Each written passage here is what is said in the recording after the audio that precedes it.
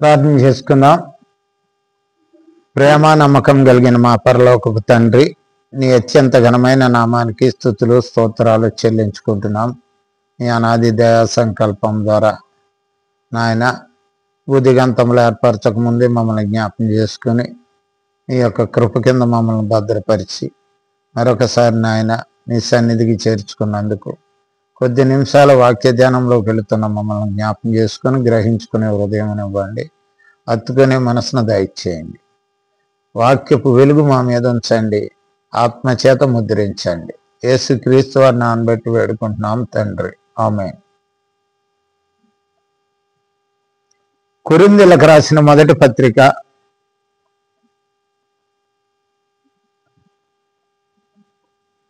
10వ అధ్యాయము 12వ వచనాన్ని మనం ధ్యానం చేసుకుందాం.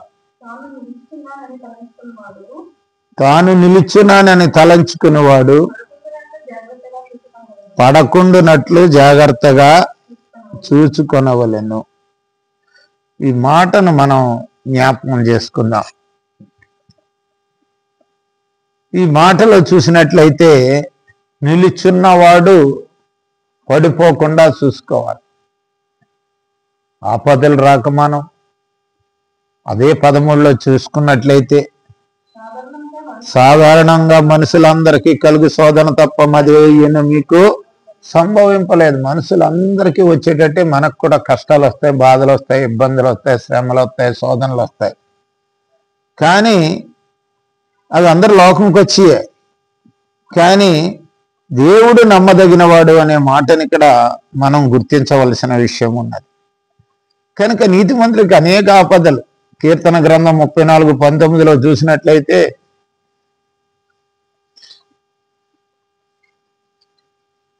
నీతిమంతులు కీర్తన అనేకములు వాటన్నిటి నుండి విడిపించెను. కలిగే ఆపదలో దేవుడు విడిపిస్తాడు.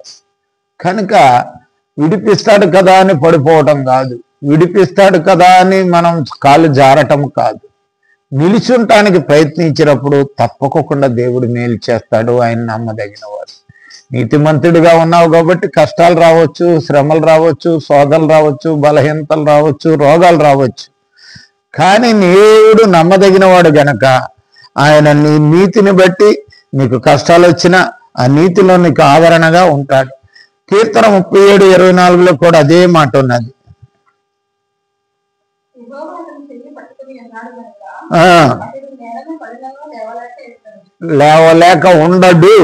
లేవలేక ఉండడు అంటున్నాడు. అది పడిపోయినా లేస్తాడు. ఎందుకంటే దేవుడికి మనం చెయ్యిస్తాడు. ఆయన మన చెయ్య పట్టుకుంటాడు గనక మనం పడిపోయినా లేస్తాం. ఇది క్రైస్తవుని యొక్క నిరీక్షణ, క్రైస్తవుని యొక్క నమ్మకం. ఒక విశ్వాసి, ఒక నిజ విశ్వాసి అనాలంటే నీతిమంతుడిగా ఉన్నవాడికి ఉన్నటువంటి నిరీక్షణ ధైర్యము, విశ్వాస ప్రగాఢత అని చెప్పుకోవచ్చు. కనుక అటువంటి ప్రగాఢతలో మనం ఉండాలి. కనుక అందుకే మరి మీకా భక్తుడు కూడా ఒక మాట అంటాడు. మీకా 7:8 వచనంలో, మీకా 7:8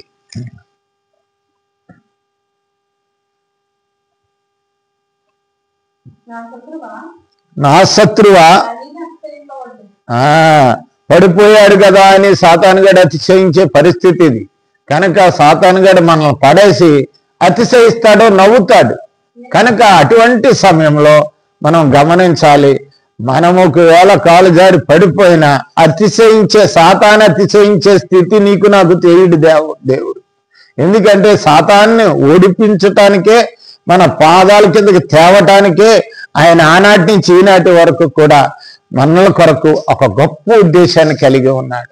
మన పాదాల కింద అనగదొక్కటానికి, తన ప్రియకుమారుడైన యేసుక్రీస్తు పాదాల కింద అనగదొక్కటానికి మరి మనలను ఆయన లేపుతాడు. ఒక మాట అంటాడు అక్కడ మీక,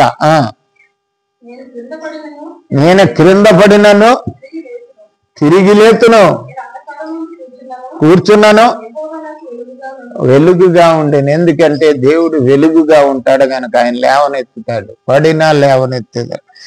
ఈ ధైర్యము క్రైస్తవులకు ఉన్నట్లయితే పడిపోకుండా ఎప్పుడు కాపాడుకుంటూ ఉంటాడు. తను నేలను పడిపోకుండా ఎప్పుడు కూడా కాపాడుకుంటూ ఉంటాడు. కనుక అది చాలా ముఖ్యమైన విషయం క్రైస్తవుని జీవితంలో పడిపోకుండా ఉండాలి అని అంటే ఎప్పుడు కూడా దేవుడు వెలుగై ఉన్నాడు, నాకు రక్షకుడై ఉన్నాడు, నాకు తోడుగా ఉన్నాడు, పడినను లేవనెత్తివాడు ఉన్నాడు అనే విశ్వాసముతో ముందుకు సాగాలి. ఏదో నిలుస్తున్నానని అతిశయించటమో గర్వపడటమో దీనివల్ల నీకు వచ్చేది ఏంటంటే పడిపోయే స్థితి వస్తుంది, తొట్టిపాటు స్థితి వస్తుంది. కనుక నువ్వు నాశనానికి తీసుకెళ్ళగలుగుతావు. అందుకే కీర్తనకారుడు మాట అంటాడు 24:16 24:16 సామెతలు 24:16 సామెతలు 24:16 క్షమించండి. నీతిమంతులు 7 మారులు పడినను తిరిగి లేచును, 7 మార్లు పడినను తిరిగి లేచును అనే మాట మనం చూసుకోవాలి. ఆపత్కాలాలకు ఇంకో మాట ఉంది అక్కడ, ఆపత్కాల మంది భక్తిహీనులు ఊలుదురు అని ఉంటుంది. కనుక మనమైతే లేస్తాం, కానీ వాళ్ళ భక్తిహీనతగా నువ్వు కూడా వెళ్ళినట్లయితే పడిపోతావు. 7 సార్లు పడినా దేవుడు లేవనెత్తటానికి సిద్ధంగా ఉన్నాడు. ఆయన పడినను లేస్తారు అనే నమ్మకం ఉన్నది. కనుక ఈ కొరింథీయులకు రాసిన పత్రిక 10వ అధ్యాయము, 1 కొరింథీ 10వ అధ్యాయం 11వ వచనాన్ని మనం ఒకటి చూసుకున్నట్లయితే, దృష్టాంతములుగా పాత నిబంధనలో ఉన్నటువంటి భక్తులకు సంభవించి యుగాంతమందున్న మనకు బుద్ధి కలుగుటకై వ్రాయబడి ఉన్నవి. కనుక పూర్వకాలం ఇవన్నీ కూడా మరి అవి మనకు బుద్ధి కలగటానికి, ఈ కాలం యుగాంతంలో ఉన్న మనకు బుద్ధి కలగటానికి పూర్వమందున్నాయి అన్ని పూర్వమంది భక్తుల యొక్క కొన్ని విషయాలు మనకు దృష్టాంతముగా ఉండటానికి మనకి వ్రాయబడి ఉన్నాయి అంటున్నాడు. మొదటిగా మనం మోషేని చూసుకున్నట్లయితే నిర్గమకాండం 2వ అధ్యాయము 2వ వచనం నుండి 9వ వచనం వరకు చూసుకున్నట్లయితే, మోషే తల్లి మరి యోకెబెతు గర్భవతి అయి మరి ఆమె తన మరి కుమారుడైనటువంటి పసిబిడ్డగా ఉన్న మోషేను మరి ఆనాడు ఐగుప్తు రాజు, ఆ ఫరో రాజు యొక్క ఆ ఫరో చక్రవర్తి ఆజ్ఞకు మరి ఆజ్ఞ ద్వారా మగ శిశువుల కంటే చంపేయమని, ఆడ శిశువుల కంటే మరి ఉంచమని ఏ ఆజ్ఞ అవుతుందో ఆ విజ్ఞ విషయమై ఆ మోషే మరి తల్లి దాసలేని పరిస్థితిలో ఉంది. తల్లి దాసలేని పరిస్థితిలో 3 నెలలు దాసిన తర్వాత అతన్ని ఒక జమ్ము పెట్టిలో పెట్టి మరి నైలు నదిలో నీటిలో విడిచిపెట్టింది, జమ్ములో విడిచిపెట్టింది. కనుక మనం నేర్చుకోవాల్సింది ఏంటంటే, మనము చేయలేని పనిని దేవుడు చేయగలడు, మనము దాసలేని పరిస్థితిని దేవుడు సంరక్షకుడిగా ఉండగలడు. మరి యోకెబెతుకి మనం ఆలోచించినట్లయితే తన కన్న కుమారుడిని దాసలేని పరిస్థితిలో మరి దేవుని చిత్తాన్ని ఎరిగి మరి ఆ నీటిలో పెట్టినప్పుడు మరి దేవుడు సంరక్షించి మరి ఆ యొక్క ఫరో రాజకుమార్తె యొక్క కుమారుడిగా మరి అక్కడ పెంచబడ్డాడు. కనుక నదిలో విడిచిపెట్టబడలేదు, నదిలో పడిపోయినప్పటికీ లేవనెత్తబడ్డాడు. అందుకే ఆయన మోషే అన్నారు, నీటి నుండి మరి రక్షింపబడినవాడు, తీయబడినవాడు అని అర్థం. కనుక మన జీవితంలో కూడా మనము ఏది చేయలేమో దాన్ని దేవుడు చేయటానికి సిద్ధంగా ఉన్నాడు. ఏది నీ వల్ల కాదో అది దేవుడు చేయటానికి సమర్థుడని మనం తెలుసుకోవాలి. రెండవది ఏంటంటే, యోసేపు గురించి నేర్చుకున్నప్పుడు ఆదికాండం 37:23 నుంచి 28 వరకు చూసినట్లయితే, అతన్ని తన అన్నదమ్ములు మరి ఆఖరి వాడి కంటే ముందు వాడు 11వ వాడు యోసేపు, 11వ వాడు యాకోబుకి. యాకోబు 12 మంది శిష్యుల్లో యోసేపు 11వ వాడు కదా, 11వ వాడు. ఈ 11వ వాడైనటువంటి ఈ యోసేపు ఫస్ట్ నుంచి దేవుని యందు భయభక్తులు కలిగిన వాడు, దేవుని యందు విధేయత కలిగిన వాడు, తల్లిదండ్రులు ఎంత భయభక్తులు కలిగి జీవిస్తున్నాడు, తల్లిదండ్రుల యందు విధేయత కలిగి జీవిస్తున్నాడు. అటువంటి యోసేపుకి దేవుడి బాల్యమునందే దర్శించాడు. తనను చేయబోతున్నటువంటి పూర్వపు మరి భవిష్యత్తు గురించి ఆయనకు ముందుగానే తెలియబరిచాడు కళ రూపంలో. నేను నా యొక్క 12 మంది శిష్యులు 12 మంది అన్నదమ్ముల్లో నేను నుంచుంటాను, నా తమ్ములనే పనలో నా దగ్గర వంగుతాయి మోకరిస్తాయని కలగన్నప్పుడు వాళ్ళందరూ కక్ష పెట్టారు. అంత మాత్రమే కాదు, చెడును అసహించుకునేవాడు యేసేపు. అసహించుకునేవాడు కనుక తన అన్నదమ్ములైనటువంటి వారు మరి చేస్తున్నటువంటి అన్నలో చేస్తున్నటువంటి ఆ యొక్క చెడు కార్యాలను తన తండ్రికి తెలియబరిచేవాడు. అతడు చెడు చేయడు, చెడును అసహించుకుంటాడు గనక ఆ చెడు జరగకుండా మరి తన యొక్క అన్నల విషయము అక్కడ తెలియబరిచేవాడుగా ఉన్నాడు. కనుక ఆ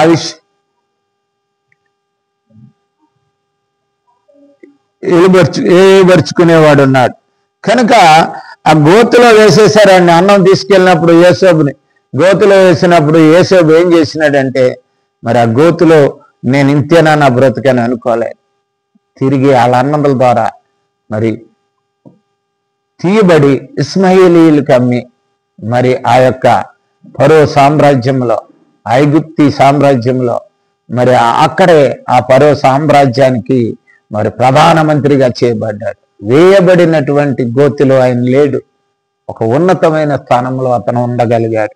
కనుక క్రైస్తవులు కూడా మనం ఏదో దిగజారిపోయినాం, గోతులోకి వెళ్ళిపోయినాం, అగాధంలోకి వెళ్ళిపోయినాం, మన జీవితం కూరుకుపోయింది, మన బ్రతుకు కూరుకుపోయింది అనుకున్న వారికి మరి దేవుడు ఈ రోజు చెప్పే మాట ఏంటంటే, గోతులో వేసినటువంటి యేసోబు గోతులోను మాత్రమే స్థిరపరచబడలేదు, అతను గోతు నుంచి లేవబడ్డాడు.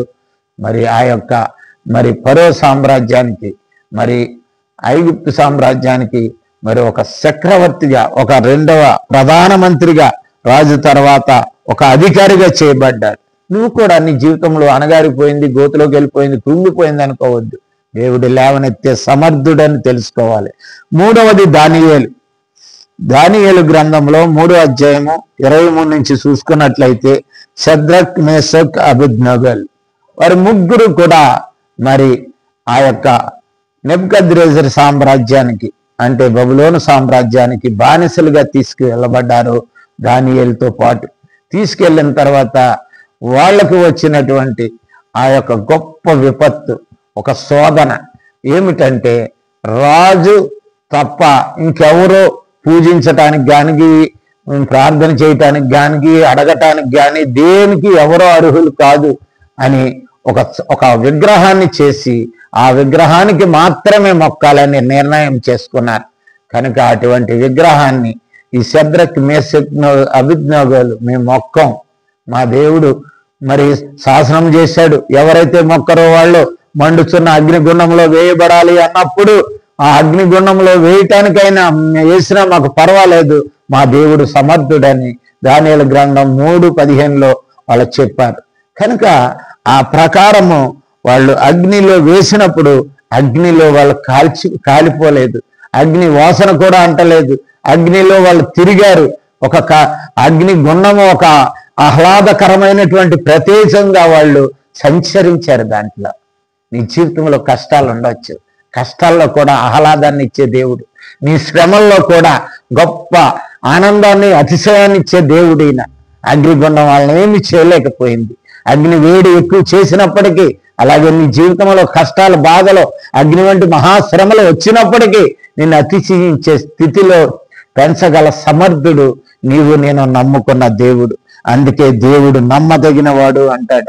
కనుక అదే దానియేలు గ్రంథంలో 6వ అధ్యాయం 16లో చూసినట్లయితే మరి అక్కడ దానియేలు మరి ప్రార్థన చేయకూడదు, ఎవరిని ప్రార్థించకూడదు, ఏది అడిగినా రాజును మాత్రమే అడగాలి, ఎవరిని అడగకూడదు అని ఒక శాసనం తీసినప్పుడు దానియేలు మోకరించి ప్రార్థన చేస్తున్నప్పుడు దానియేలుని తీసుకెళ్లి సింహాల బోనులో వేసినప్పుడు, ఎందుకంటే మనందరికీ తెలిసిన కథలే ఇవి, తెలిసిన నీతే గాని దానిలో నీతిని మనం గ్రహించలేకపోతున్నాం.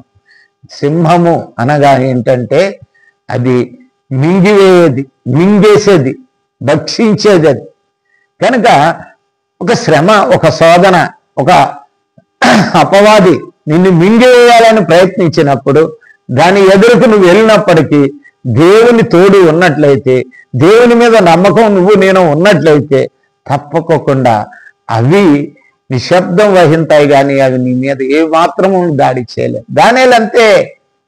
అందుకే రాజు వచ్చి అడుగుతున్నాడు, నీవు సేవించుచున్న దేవుడు ఆ సింహాల నోటి నుండి నిన్ను రక్షించనా దానియేలు అని అడిగితే, నేను నిందారహితుడని యథార్థవంతుడనై ఉన్నందుకు దేవుడు నన్ను రక్షించాడు. మన జీవితంలో నమ్మకాన్ని పోగొట్టుకోకూడదు. ఎంత సింహం లాంటి శ్రమలు మనకు వచ్చినా, కష్టాలు వచ్చినా మనం దేవుని మీద ఆ విశ్వాసాన్ని పోగొట్టుకోగలదు, నమ్మకాన్ని పోగొట్టుకోగలదు. కనుక ఆ భయంకరమైనటువంటి సింహాల బోన్లో కూడా దావీదు ఉండలేదు. సింహాల ద్వారా ఏ హాని కూడా జరగలేదు. బయటకు వచ్చి మరి ఆయన రాజు ద్వారా మరి ఆ యొక్క దేవుని మహిమను చెప్పగలిగే స్థితిలో ఆయన ఉన్నాడు. కనుక మరి చూడండి 21-23 వరకు చూసినట్లయితే,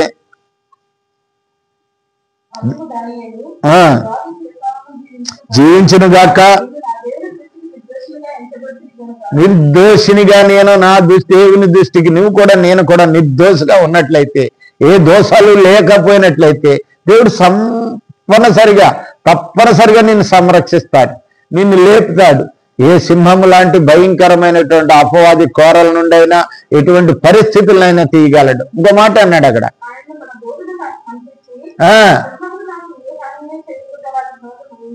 అది దూతలను పంపించి కావలా పెట్టాడు సింహాల నోటికి. అది నోరు మూసుకున్నాయి. కనుక ఈరోజు నీకు నాకు పంపించలేడా? ఆనాడు దానియేలుకి పంపించిన దేవుడు నీకు నాకు కూడా, నువ్వు కష్టాల్లో ఉన్నప్పుడు, మరి అపవాది గర్జించి సింహం వలె నీ మీదకి వచ్చినప్పుడు దాన్ని నోరు ముయించగల సమర్థుడు దేవుడు, ప్రభు అయినటువంటి యేసుక్రీస్తు నీకు నాకు ఉన్నాడు. కనుక ఎస్తేరు గ్రంథంలో చూసినట్లయితే, ఎస్తేరు గ్రంథం 2:17లో మరి సుసాను కోటలో మరి ఒక బానిసగా వెళ్ళినటువంటి ఆ యొక్క మరి అశ్వగోస్ సామ్రాజ్యంలో ఆ యొక్క బానిసగా వెళ్ళినటువంటి ఎస్తేరు, ఆ యూదులందరూ బానిసగానే తీసుకెళ్ళబడ్డారు. ఆనాడు అందరూ బానిసలుగా ఆయా ప్రాంతాలకు వెళ్ళిపోయిన వారిలో మరి ఎస్తేరు మరి పెద్దండ్రి అయినటువంటి మరి మొర్దెకై కూడా ఉన్నాడు. మొర్దెకైని అక్కడ యూదుల్ని నాశనం చేయాలని హామాను సంకల్పించినప్పుడు మరి దేవుడు ఎస్తేరును ఆశీర్వదించాడు. ఎస్తేరు బానిసగా వెళ్ళింది, అక్కడ మహారాణి అయ్యింది. ఒక మహారాణిగా 2:17లో చూడండి, స్త్రీలందరికంటే ప్రేమించను, దయాదాక్షిణం, దేవుని వల్ల దయాదాక్షిణ్యం పొందాలండి సంఘము. ఎస్తేరు అంటే ఒక స్త్రీ కింద చూసుకున్నట్లయితే, బానిసలుగా మనం ఈ లోకంలో పాపానికి బానిసలమైపోయిన మనము మరి దయాదాక్షిణ్యము కలిగి ఉన్నట్లయితే, ఈ పాపపు మరి బానిసత్వం విడిపింపబడి మరి దేవునికి మరి క్రీస్తుకు సంఘముగా, ఒక స్త్రీగా, ఒక కన్యకగా మనం చేయబడతాం. కనుక గమనించాలి ఇది. అంతేగాని ఏదో ఎస్తేరు గురించి మాట్లాడుతున్నప్పుడు ఎస్తేరు గురించే కాదు, అది నీ గురించి నా గురించి కూడా, మన గురించి. మనం బానిసత్వం, పాపపు బానిసత్వంలో ఉన్న మనలను బానిసలుగా ఉంచాడు, కానీ మనలను విడిపించి మరి గొప్ప చేసి తనకు మరి పవిత్రమైన కన్యకలుగా చేసుకోవటానికి ఆయన ఇష్టపడతాడు. మరి ఎస్తేరు ఆ విధంగా ఆ యొక్క మహా సామ్రాజ్యానికి మహారాణిగా చేయబడ్డది. అట్లాగే సమూయేలు జీవితంలో సమూయేలు గ్రంథంలో చూసినట్లయితే 1వ అధ్యాయం 20వ వచనంలో అన్న జీవితంలో కూడా అంతే. అన్న గుడ్రాళ్ళు అయింది. తన యారాలైనటువంటి మరి పినిన్న తర అసహించుకోబడుతుంది, వేధింపబడుతుంది, అపహాసం పొందుతుంది. ఆమె ఎవరితోటి చెప్పుకోలేకపోయింది. తన భర్త ఆదరిస్తున్నాడు, కానీ ఆదరణ సరిపోవట్లేదు. ఆయన ఎల్కానా అంటున్నాడు, నీకు నేనుండగా నీకెందుకు, బిడ్డలెందుకు, నేనున్నాను కదా అంటే, లేదు, నాకున్నటువంటి నిందను తీయాలంటే నువ్వు సరిపోవని దేవుని సన్నిధికి వెళ్ళి మోకరించి ప్రార్థన చేసి కన్నీళ్లు చేసి మరి ఆమె జీవితాంతం గొడ్రాలుగా ఉండలేదు, కానీ గొప్ప ధన్యత, గొప్ప ప్రవక్త అయినటువంటి సమూయేలుకు తల్లి అయి మరి ఆమె తనకున్నటువంటి ఆ గొడ్రాలు తత్వాన్ని తీసివేసుకోగలిగేది. కనుక నీవు నేను కూడా అనేక మందిని కనాలి, దేవుని కొరకు బిడ్డలు కనాలి అని అంటే మన జీవితంలో మనం ఎప్పుడు దేవుని సన్నిధిలో కన్నీళ్లు కారుస్తూ ప్రార్థన చేయాలి. అన్నాలాంటి ప్రార్థన నిన్ను అనేక మందికి దేవునికి బిడ్డలుగా కనే స్థితి చేస్తుంది. నా బిడ్డలే నాకనుకుంటే నీ పొరపాటు. నువ్వు అనేక మంది కొరకు ప్రార్థన చేసినప్పుడు అనేక మందిని దేవునికి నువ్వు కనిన బిడ్డలుగా ఇస్తాడు, ఆత్మీయమైన బిడ్డలుగా నీకు ఇవ్వగలడు. సమూయేలుని అదే విధంగా ఉంచాడు, ఆమెను గొడ్రాలుగా ఉండనివ్వలేదు. కనుక మరలా చూసుకున్నట్లయితే మనం ఆదికాండంలోకి వచ్చినప్పుడైతే అబ్రహాము జీవితం, సారాల జీవితం చూసుకున్నట్లయితే వాళ్ళ పిల్లలు లేనివారుగా ఉన్నారు. 100 సంవత్సరాలు అయినప్పటికీ పిల్లలు లేరు. ఒక దినాన్ని ఒక ఆతిథ్యము ద్వారా అబ్రహాము తనకు పిల్లలు కలగజేశాడు. దేవుడు పిల్లలు అబ్రహాముకు ఇచ్చాడు, సారాకి ఇచ్చాడు. సారాకి 90 సంవత్సరాలు, అబ్రహాంకు 100 సంవత్సరాలు వచ్చినప్పుడు వారు చూడండి ఆదికాండం 21:2-3లో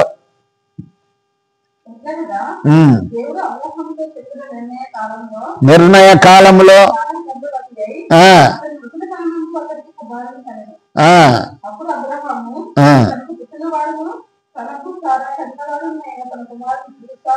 ఇస్సాకు అని పేరు. ఇస్సాకు అంటే నవ్వు. వారి జీవితంలో నవ్వు వచ్చింది.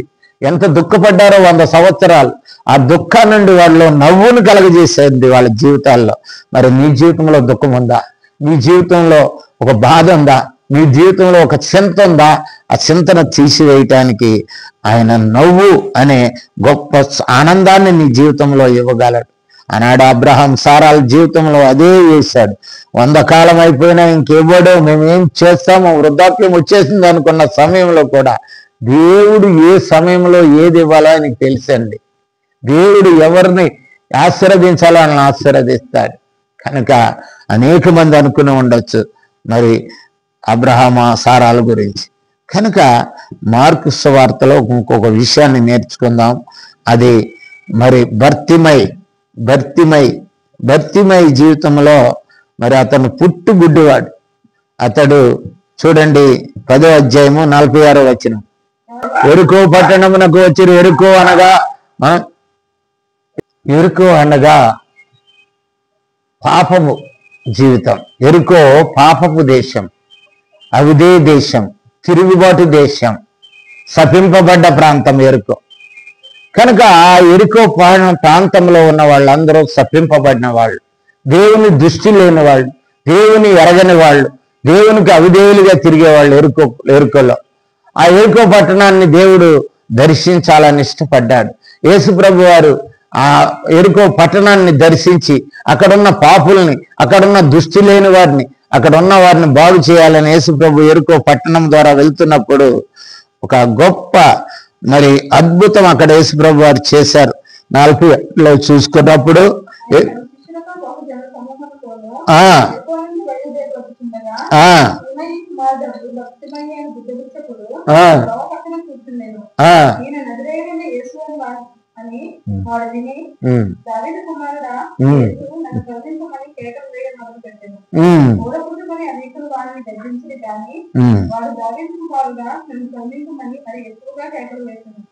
అప్పుడు యేసు వారిని నిలిచి వారిని తిరుగుడని చెప్పగా వారు ఆ బుద్ధివారిని పిలిచి ధైర్యం తెచ్చుకోమన్నారు. ఆయన నిన్ను పిలుచుతున్నాడు, నెమ్మది వారితో చెప్పింది. అంతట వాడు బట్ట కారు వేసి దిగ్గున లేచి యేసు వద్దకు వచ్చాను. యేసు నేను నీకేమి చేయబోతున్నానని వాడిని అడగగా ఆ బుద్ధివాడు, బోధకుడా, నాకు దృష్టి కలగచేయని మాట చాలా ముఖ్యమైనది. దృష్టి లేని వాళ్ళుగా ఉంటారు చాలా మంది, దేవుని మీద దృష్టి పెట్టారు.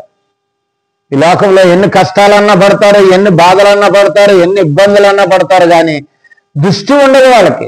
దేవుని మీద దృష్టి ఉండదు. దేవుడు ఇలా చేయగలడు, ఆయన అన్నిటికీ యోగ్యుడు, అర్హుడు, స్వస్థపరచగలడు, బాగు చేయగలడు అనే దృష్టి దేవుని మీద ఉండదు వాళ్ళకి. లోకం మీద ఉంటుంది, ఎవడెవడి మీద ఉంటుంది, లోక ప్రజల మీద ఉంటుంది దృష్టి. కానీ గుడ్డివాడు మనకు దృష్టి లేకుండా బ్రతుకుతున్నాడు. ఎరుకోలో దృష్టి లేని జీవితం ఉన్నప్పుడు దేవుడు మరి ఆ దృష్టి లేనివాడిగా, ఆడు కన్నులు లేనివాడిగా మరి చూడలేని వాడిగా ఉంచలేదు, కానీ వాడు కోరినట్లుగా దేవుడు వాడికి దృష్టినిచ్చాడు. గుడ్డివాడిగా ఉంచలేదు, దృష్టి లేనివాడిగా ఉంచలేదు. నువ్వు కూడా దేవుని దృష్టి లేకుండా మరి ఉంటే ఆయన దృష్టి కలగజేయవాడుగా ఆయన నీకు కూడా ఈ రోజు కూడా అట్టి దృష్టి నీ జీవితంలో లేకపోయినట్లయితే ఆ యొక్క భర్తిమై మరి ఉన్నట్టి స్థితిని నిన్ను ఉంచుకోకుండా ఒక గొప్ప దేవుని దివ్య దృష్టి కలిగిన వారుగా నిన్ను చేయగలడు. రెండవది ఏంటంటే మరి లాజర్, మరి మరియా మార్తల్, మరి వాళ్ళిద్దరూ కూడా వాళ్ళిద్దరూ దేవుణ్ణి ఎరిగిన కుటుంబం అది. మరి ఆ కుటుంబంలో మరి ఆ గ్రామమే యేసు ప్రభుకు ఒక విజిటింగ్ గ్రామం అది ఎరుకో నుంచి ఆయన ప్రయాణమై వెళ్ళినప్పుడు ఎలా ఆ గ్రామాన్ని దర్శించుకునేవాడు, ఆ గ్రామాన్ని దర్శించేవాడు ఆయన. కానీ ఆ లాజరు ఒకరోజు మరణం అయిపోయినాడు. ఆ వార్త యేసు ప్రభుకి చేరినప్పుడు ఆయన వెంటనే రాకుండా తను మహిమ పొందాలి గనక నీ జీవితంలో కూడా నా జీవితంలో కూడా నీకు కష్టం వచ్చినా నష్టం వచ్చినా బాధ వచ్చినా ఏది వచ్చినా కూడానండి దేవుడు సమర్థుడు, ఆయన నమ్మకస్తుడు, ఆయన విడువడు అనే నమ్మకాన్ని కలిగి ఉన్నప్పుడు తప్పుకోకుండా తన కార్యాన్ని నువ్వు అనుకున్నంత తొందరలో కాకపోయినా ఆలస్యమైన ఆయన చేయగలడు అనే నమ్మకము నీకున్నట్లయితే చాలు. కనుక లాజరు అక్క మార్త అంటుంది, అయ్యా నా తమ్ముడు 3 రోజుల ముందు వస్తే బతుకుండేవాడు, నువ్వు ఇప్పుడు వచ్చావు, ఆయన చనిపోయాడు, కుళ్ళు పెట్టేశాడు, ఆడు కుళ్ళిపోయింది ఆడి శరీరము అని అంటే మరి నీ సహోదరుడు లేస్తున్నాడని నమ్ముతావా అంటే నమ్మకం చాలా ముఖ్యమైనది. అరే కుళ్ళిపోయినాడు ఎలా లేస్తాడు అనే అనుమానం మార్తలో ఉన్నప్పటికీ అవును ప్రభా నా తమ్ముడు నీతిమంతుడు గనక మరి పునరుద్ధానంలో లేస్తాడని నమ్మకం ఉంది అంటుంది. అప్పుడు యేసు ప్రభు వారు అంటాడు, ఇప్పుడు నమ్ము. మనం జీవితంలో ఈ రోజున ఏమో ఎప్పుడో చేస్తాడులే దేవుడు, ఎప్పుడో నాకు మేలు చేస్తాడులే, ఎప్పుడో నాకు ఇది కలగజేస్తాడులే అని కాదు. ఈ దినాన్ని నీవు నమ్మినట్లయితే నమ్మకమైన దేవుడు ఆయన. దేవుడు నమ్మదగిన వాడు గనుక నీకు ఆ శోధన కష్టం ఆ గుంతలో నుంచి లేపగలడు, ఆ మరణములో నుంచి లేపగలడు, జీవులను మృతులను సజీవులుగాను మృతులుగాను చేయవాడాయన అనే నమ్మకం నీకున్నట్లయితే తప్పకుండా మార్తమ్మ మరి అవును ప్రభు అన్నప్పుడు ఇప్పుడు చూడు అని లాజరు లెగిసిరా అని పిలిచాడు. చూడండి 44వ వచనంలో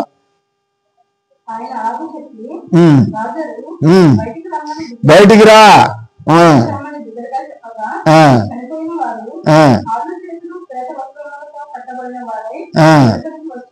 అది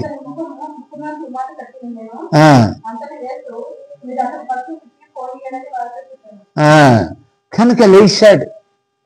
కనుక మృతులను సహితము సజీవులుగా చేయగలవాడు యేసు ప్రభు వారు. మరి యాయిరు అనే చిన్నది మరి యేసు ప్రభు దగ్గరకు వచ్చి బతిమాలుకున్నాడు తండ్రి, అయ్యా నా కుమార్తె సావునకు సిద్ధమై ఉన్నది అని అడిగినప్పుడు మత్తయి సువార్త 9వ అధ్యాయంలో అడిగినప్పుడు వాళ్ళ శిష్యులు వచ్చి, అయ్యా ఎందుకు బోధకుడిని కష్టపెడుతున్నావు, నీ కుమార్తె చనిపోయింది అంటే ఆయన యేసు ప్రభు అని అంటున్నాడు, నా మీద నమ్మకం మాత్రం ఉంచవయ్యా, వాళ్ళ మాటలేమి నమ్ముతున్నావు నువ్వు అన్నాడు.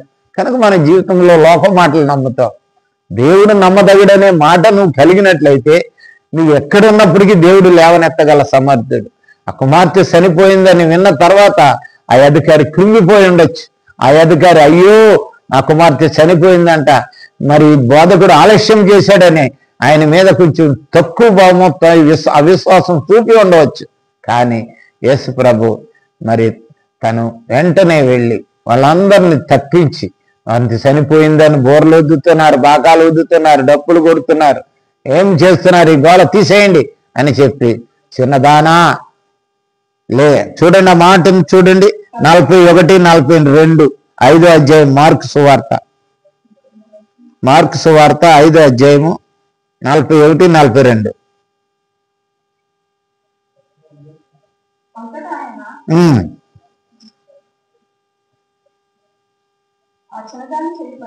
చేయదాన్ని బట్టి ఎబ్రి భాషలో అంటే చిన్నదానా లేవు అని అర్థం. ఆ, ఆ, అది కనుక నీ జీవితంలో కోరికలు చచ్చిపోవచ్చు. నీకు ఒక ఆశ, నిన్ను ఏది నిరీక్షణ చేస్తున్నావో ఏదో అది మృతమైపోయింది, ఎన్ని సంవత్సరాల నుంచి ఏం కాలేదు, ఇంకా కాదేమో అని నువ్వు అనుకోవచ్చు. కానీ లేని దాన్ని కూడా ఉన్నట్టు పిలిచేవాడు ఆయన. ఆయనకున్న గొప్ప కార్యం ఏంటంటే లేని దాన్ని కూడా ఉన్నట్టు పిలిచేవాడు. కనుక మన జీవితంలో మనం గమనించవలసింది ఏంటంటే దేవుని మీద నమ్మకం పెట్టుకోవాలి. మనుషుల మీదో, రాజుల మీదో, అధికారుల మీదో, లేకపోతే డబ్బు మీదో, లేకపోతే ఆస్తి మీదో, లేకపోతే డాక్టర్ మీదో, దాని మీద నమ్మకం పెట్టుకుంటాం.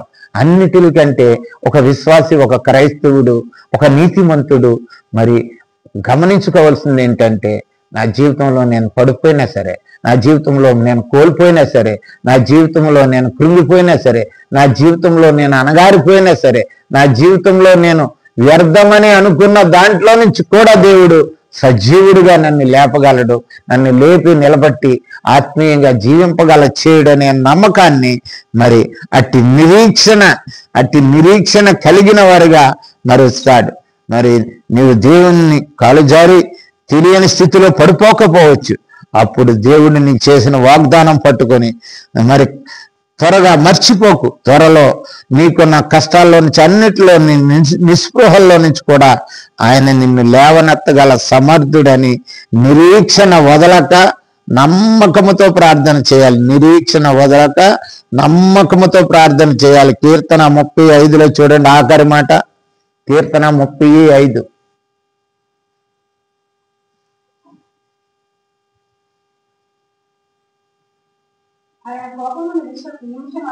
ఆయన కోపము నిమిషం మాత్రముండును, ఆయుష్కాలం. నువ్వు బ్రతికే అంత కాలం ఆయన ఆయుష్ కాదండి, మన ఆయుష్కాలం అంతా ఉంటుంది. మనం బ్రతికినంత కాలం మన మీద ఆయన కృప చూపువాడు. కృప ఆయనది అంత కాలము ఉంటుంది. కనుక ఆ ఆయుష్కాలము కృప కొరకు కనిపెట్టాలి. కానీ కొద్ది మాత్రము మనకు శ్రమ వచ్చినా ఆయన మనల్ని నిర్లక్ష్యం చేస్తున్నాడు, అలక్ష్యం చేస్తున్నాడు, విడిచిపెట్టేశాడు, మేము పడిపోయాము, కృంగిపోయామని కాకుండా ఆయుష్కాలం ఉండే కృప కొరకు కనిపెట్టి నిరీక్షణ చేసి కలిగి ఆయన సన్నిధిలో ప్రార్థించినట్లయితే ఆయన కృప కుమ్మరిస్తాడు. పడిపోయిన నిన్ను, మరి కృంగిపోయిన నిన్ను, నిస్పృహతో ఉన్న నిన్ను లేవనెత్తగల సమర్థుడు. ఇట్టి ధన్యతలో దేవుడు మనలను జ్ఞాపకం చేసుకొనును గాక. ఆమేన్.